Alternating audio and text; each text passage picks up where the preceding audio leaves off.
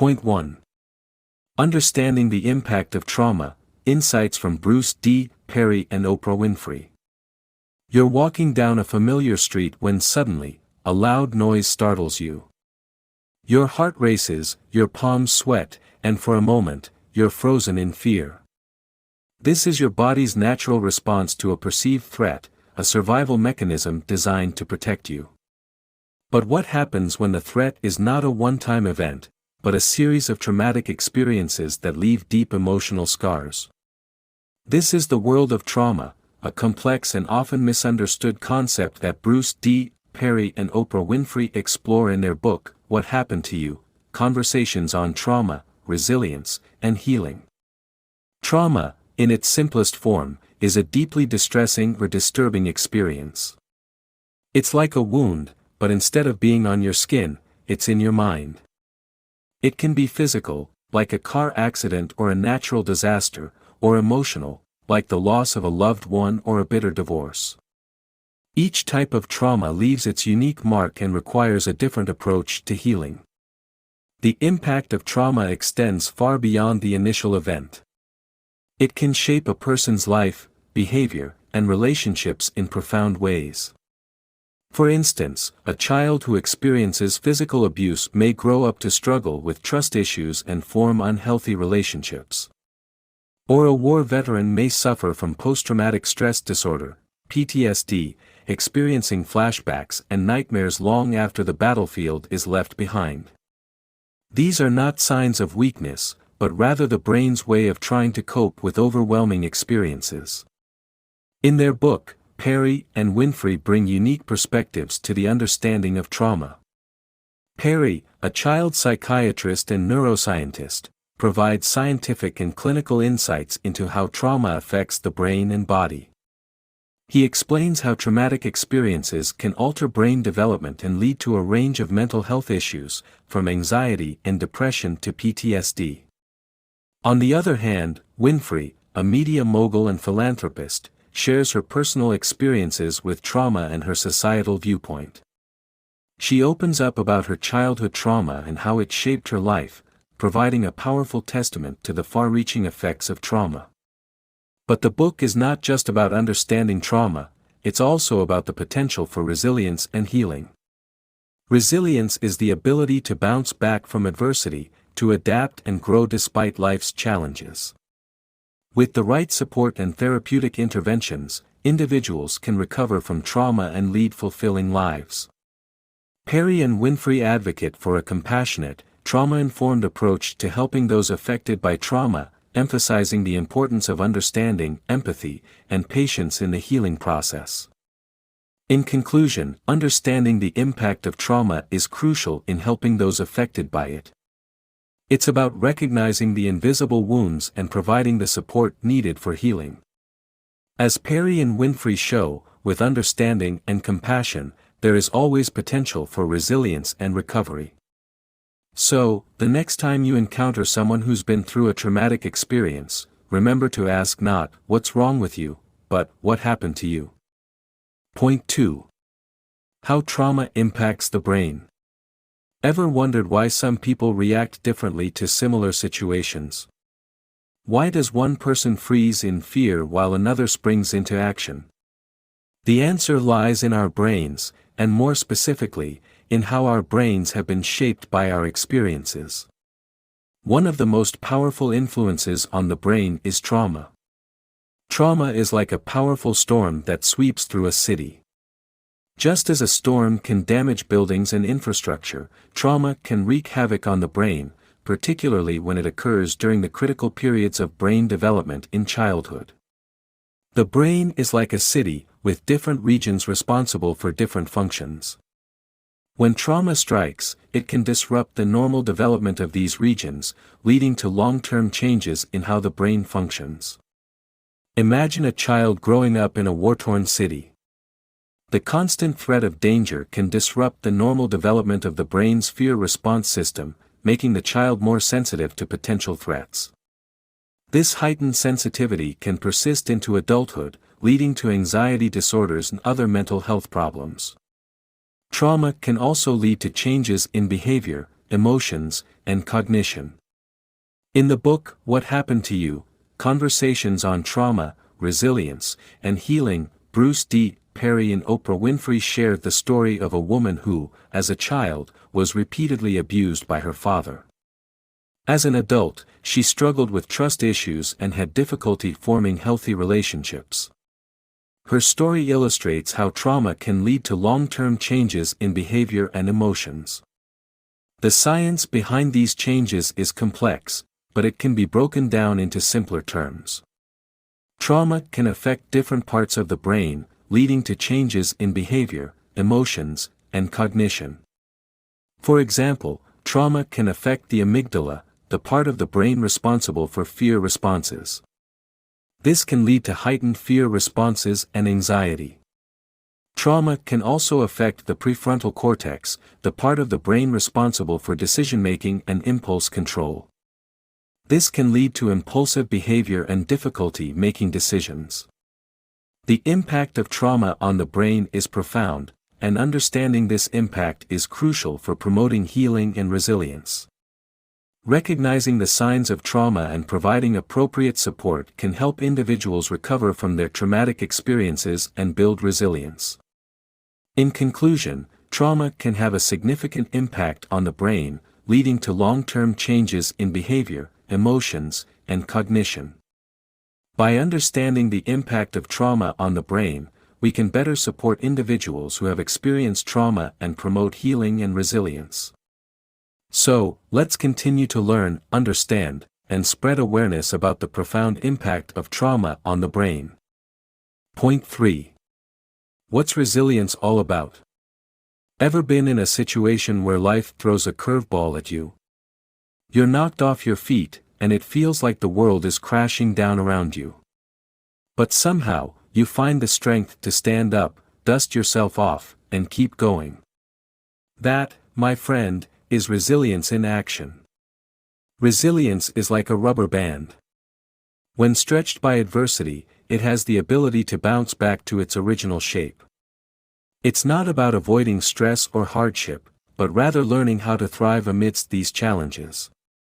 It's the secret sauce that helps us navigate through the stormy seas of trauma and come out stronger on the other side. Now, you might be wondering, how do I become more resilient? Well, it's not a one-size-fits-all answer, but there are a few key ingredients that can help build this resilience recipe. First up, we have supportive relationships. Think of them as your personal cheerleading squad. They provide emotional support, a sense of belonging, and can help you cope with trauma. It's like having a safety net that catches you when you fall and helps you get back on your feet. Next, we have self-care practices. These are your daily rituals that keep you grounded and healthy.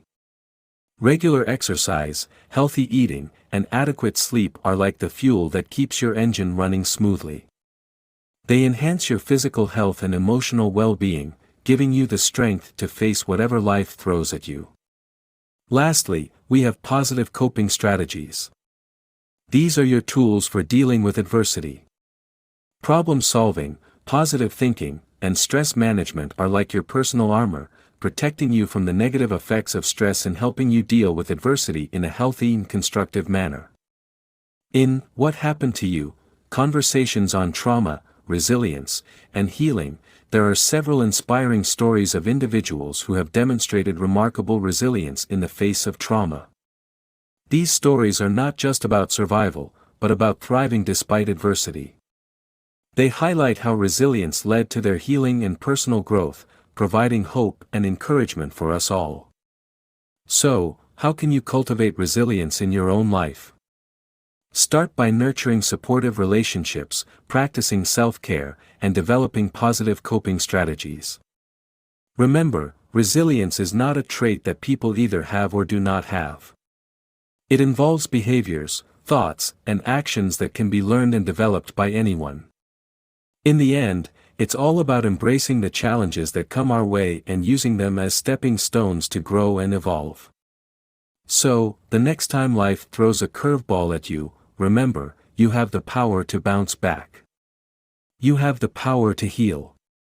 You have the power to be resilient. Point 4. A holistic approach to healing from trauma. You're walking down a familiar street and suddenly, a loud noise startles you. Your heart races, your palms sweat, and you're back in that moment, the traumatic event that changed your life. You're not alone. Many people carry the weight of past traumas, and healing can seem like an insurmountable task. But what if we told you there's a way to navigate this journey that doesn't just focus on the mind, but also the body and spirit? In the realm of trauma recovery, there's a smorgasbord of therapeutic approaches. Psychotherapy, for instance, is a common route many take. It involves talking through traumatic experiences with a trained professional, helping to process and make sense of what happened. But it's not the only tool in the toolbox. Mindfulness practices, like meditation and deep breathing, can also play a crucial role. They help anchor you in the present moment, providing a respite from the relentless replay of traumatic memories. And let's not forget about body-based therapies. Trauma doesn't just reside in our minds, it's held in our bodies too. Therapies like yoga or somatic experiencing can help release this stored trauma, fostering a sense of safety and grounding. But here's the thing, what works for one person might not work for another. That's why personalized treatment plans are so important. Trauma is as unique as the person experiencing it, and healing should be too. Tailoring treatment to individual needs and experiences can lead to more effective and lasting recovery. This brings us to the holistic approach to healing. It's not just about treating symptoms or focusing on one aspect of the self. It's about acknowledging that trauma affects all areas of a person's life, the mind, body, and spirit, and addressing these different areas in a comprehensive way. A key part of this holistic approach is self-compassion and self-care. Self-compassion involves accepting your experiences and emotions without judgment. It's about acknowledging your pain and treating yourself with the same kindness you would a loved one. Self-care, on the other hand, is about taking care of your physical, emotional, and mental well-being. It could be as simple as taking a walk in nature, practicing mindfulness, or even just getting a good night's sleep. But remember, healing from trauma is a process, not a one-time event. It requires patience, celebrating small victories, and seeking help when needed. It's not a linear journey, there will be ups and downs, progress and setbacks. But that's okay. It's all part of the healing process. So, if you're on this journey of healing from trauma, remember this, a holistic approach that encompasses the mind, body, and spirit can be a powerful tool. It's about finding what works for you, practicing self-compassion, and understanding that healing is a process.